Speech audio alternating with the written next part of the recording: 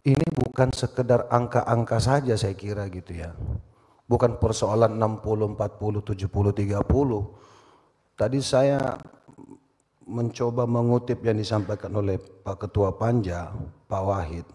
Ini memang harus dirasionalisasi, Pak. Prinsip-prinsip R2P ini rasional, realistis, proporsional ini memang perlu kita kedepankan gitu. Kalau kita melihat capaian BPKH, Pak Ketua, dari tahun ke tahun terkait dengan pengelolaan dana umat ini kan trennya terus naik. Bahkan dalam data yang kami dapat itu di 2024 naiknya 2,3%, itu kurang lebih 1,5 triliun. Nah tentu saya kira kalau di Jakarta ini di dapil saya Pak Ketua kebetulan tidak ada petani, adanya itu petugas kebersihan, pedagang pasar, gitu, buruh kasar di pelabuhan, gitu. Dan juga iya marbot ya di Jakarta Pak Dirjen. Jangan dikira mereka ini juga tidak sulit ini menabung ini Pak. Kemarin kami ingatkan lagi Pak, kami baru reses ini Pak, di Duri Kosambi Pak, itu di dalam reses mereka sampaikan Pak Pasya, kira-kira bisa bantu saya lunasin nggak ini, saya sudah harusnya berangkat ini Pak. Loh, saya agak kaget juga Pak Marwan. Ini baru satu orang yang bicara itu Pak Habibin, Pak Pasa, dan kebetulan beliau ini tidak sungkan-sungkan juga. Di depan sekian banyak orang ini ditembak begitu kan kami, wah kaget juga. Hati pengen sekali Pak ngebantu lunasin itu. Satu, nah bayangkan kalau di dapil kami ini jumlahnya kan bukan satu orang saja gitu. Pak Pasa bisa nggak tolong bantu kami bisa dilunasin nggak? Karena kalau tidak saya tidak bisa berangkat, pilihannya cuma satu. Pilihannya cuma dua, saya harus membayar lunas atau tidak saya mengundurkan menunda keberangkatan itu gitu. Nah artinya Pak Dirjen, tadi yang disampaikan oleh Pak Ahmad itu luar biasa Pak. Saya ini sebenarnya tinggal melanjutkan saja ya, bahwa yang disampaikan oleh Pak Ahmad, Pak Hasan Basri, Ibu Seli, Pak Husni terutama gitu. Memang ini jangan sampai masyarakat kemudian sudah dibuai dengan statement Pak Menteri, Pak Wakil Menteri.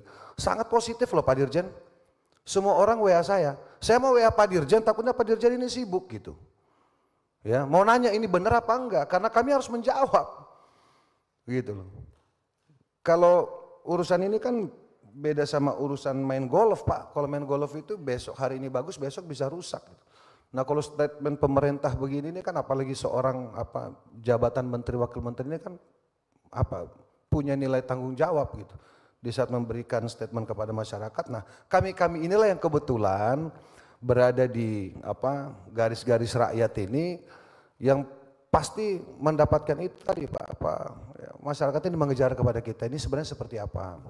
Nah, faktanya setelah kita rapat kemarin, nah informasi ini kan sudah tersebar lagi Pak ke publik bahwa angkanya seperti ini, angkanya seperti ini. Nah tentu saya kira Pak Dirjen dan teman-teman semuanya, panja pemerintah, ini penting Pak. Kalaupun ternyata memang nanti misalnya Pak harus tersesuaikan dengan apa yang menjadi usulan panja pemerintah gitu, usulan Kementerian Agama, mohon maaf Pak.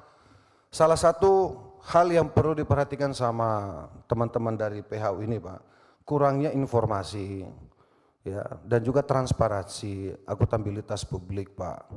Masyarakat ini pintu masuk itu selalu ke kami ini Pak.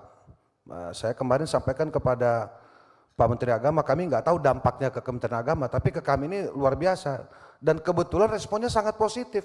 Nah jangan sampai kemudian setelah rapat-rapat ini tidak ada yang berubah Pak, gitu loh. Harapan mereka tetap di angka yang terjangkau, ya tentu dengan Pak Menteri Agama menyampaikan agar supaya tidak mengurangi nilai pelayanan selama di sana gitu Pak. Nah jadi Pak Dirjen, pimpinan, kami tutup ya dengan satu poin lagi di halaman 3 itu memang menarik dibaca di awal Pak Dirjen. Dari 14 poin ini 7 poin berkurang, 7 poin bertambah gitu. Jadi seolah-olah kalau rumus-rumus matematika ini dikurangi di sini ditambahin di sana. Jadi kayak sama dengan bohong, sama juga bohong gitu maksudnya gitu Pak Dirjen. Nah mungkin ya kalau bahasanya Pak Marwan kemarin itu, ya kami ini nggak pinter-pinter amat lah, tapi kalau soal matematika begini kami paham juga begitu kira-kira, gitu kan. Ini lucu memang, seolah-olah turun di beberapa poin, tapi naik signifikan di beberapa poin lainnya gitu. Terutama tadi masalah biaya penerbangan.